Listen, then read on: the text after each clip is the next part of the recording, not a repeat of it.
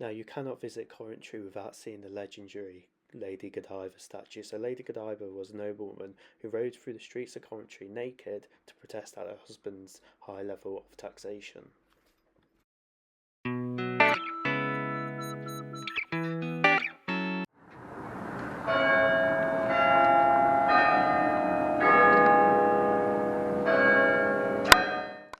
Now, obviously, Coventry is synonymous with the bombing that happened during the Second World War. So now we're at Coventry Cathedral, and this is where a lot of the bombs fell. Coventry was a key target for the Germans during the Second World War, and that was because they produced items such as aircraft engines, airplanes, tanks, and munitions. Now, the worst air raid in Coventry's history was on the 14th of November 1940, and following this raid, the Germans coined a new term, Coventrarian, meaning to raise a city to the ground. Now, I've sat many times outside Coventry Cathedral, both the old one and the new one, as they are besides each other, and it has a very eerily tone about it. You can sense the history that went on here.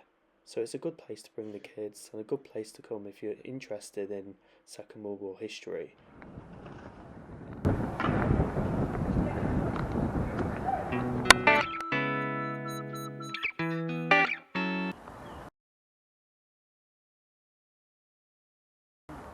Now we're at War Memorial Park, my second recommendation. This is a large space, open space, green space, opened in 1921, and it features a cenotaph, gardens, and also recreational areas.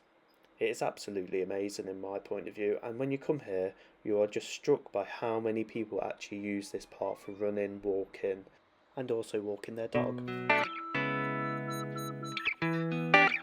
Combe Abbey is my third recommendation, and this place is simply amazing. It is unbelievable, and I want to say it's better than my first recommendation, Coventry City Centre and Coventry Cathedral, but I can't say that, and that's because I like history. But Combe Abbey has its own history. It's an historic estate founded in the 12th century, has huge gardens, woodland, lakes, scenic walks, and places to eat and drink throughout the woodland. I actually came when these places were shut, so I didn't actually get to try the food.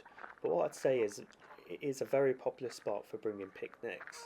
So if you're coming, I would advise bringing a picnic. But there are places to eat.